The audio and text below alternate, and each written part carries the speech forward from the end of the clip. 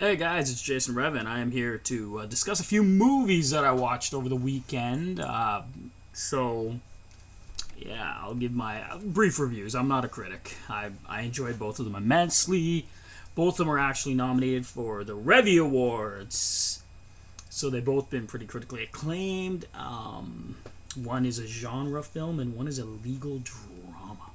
I'm going to start with the legal drama that I watched. The Trial of the Chicago 7.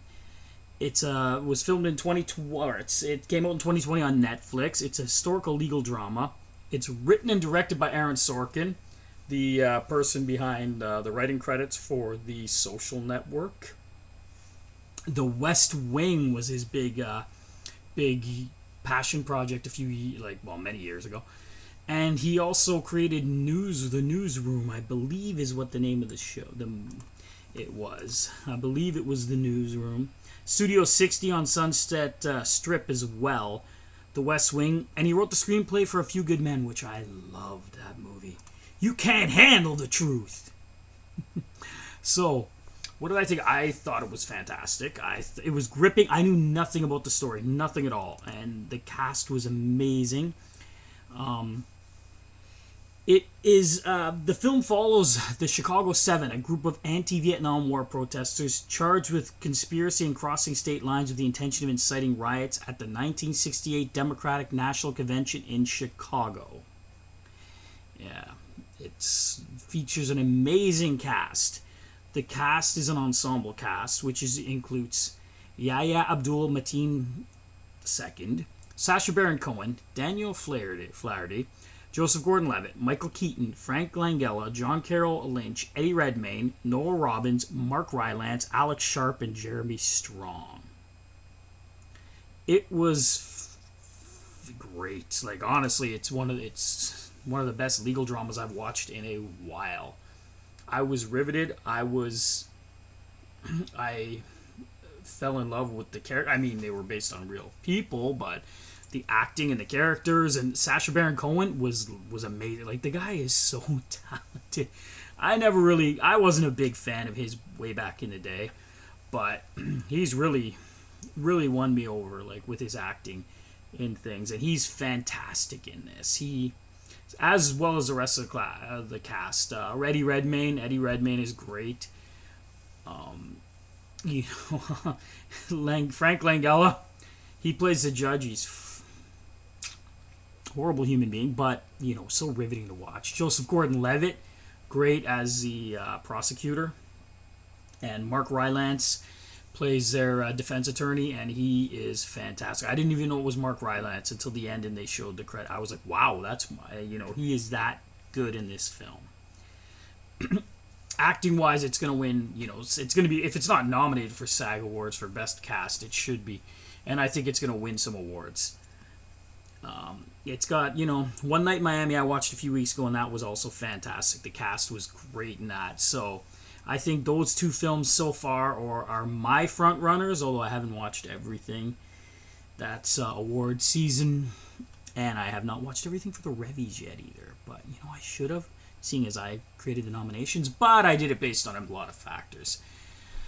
And, yeah, that film was great. I highly recommend it. I highly recommend it. It shows the modern parallels to the 1960s as well, with the how American politics were last year and such things. But yeah, I highly recommend that film.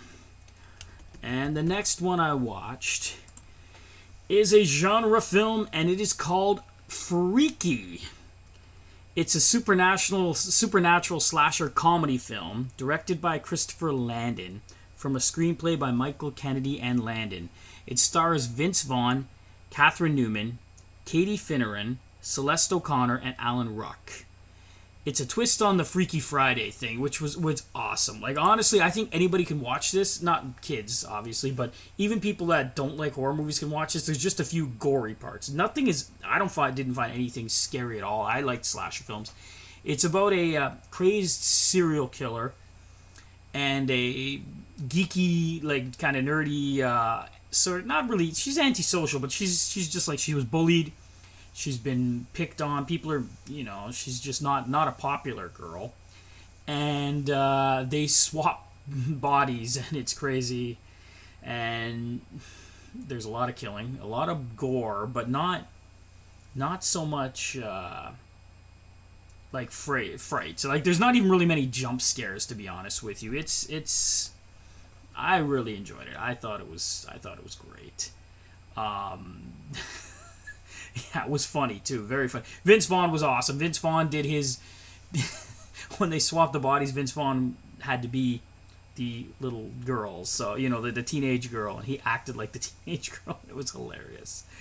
He did. How Jack Black was in the Jumanji films. Well, this was kind of like that. Vince Vaughn doing that. It was really, really, really funny. I really recommend it to people.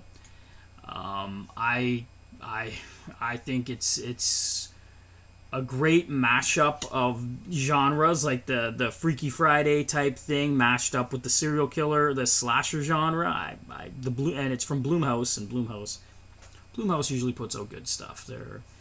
It's kind of like how Happy Death Day was a mashup of like the Groundhog Day kind of thing and a serial killer movie as well, or a serial killer slasher movie.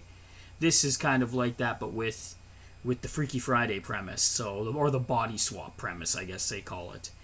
And I forget what they call the Groundhog Day. Let me look up Groundhog Day. I forget what they call that kind of a film. Time loop. Trapped in a time loop. Yeah, that is what the Happy Death Day is. What else have I watched lately? I finished off the Flight Attendant with Kaylee Kuko. Great. She was amazing. She was so good in it. Like, it's so good to see her get roles like this, because, to show that she's more than just the pretty girl, more than Penny. And she was lights out in it. It had a lot. It was.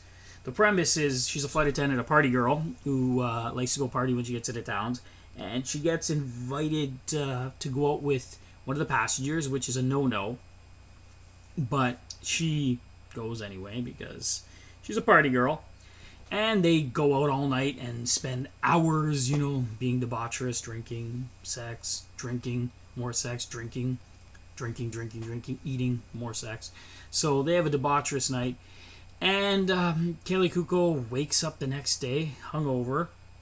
She gets up. She's like wondering what the heck, where is she? She looks at her phone. She's like, wow, I got to get up to work. She turns around and she sees that he is dead. He had his throat slit and he bled everywhere. And yeah, it was graphic.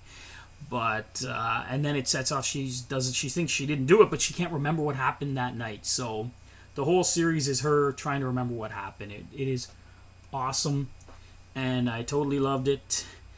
And the 8 episodes, almost every episode ended with a cliffhanger, and you're like, what's happening next? I gotta go on to the next.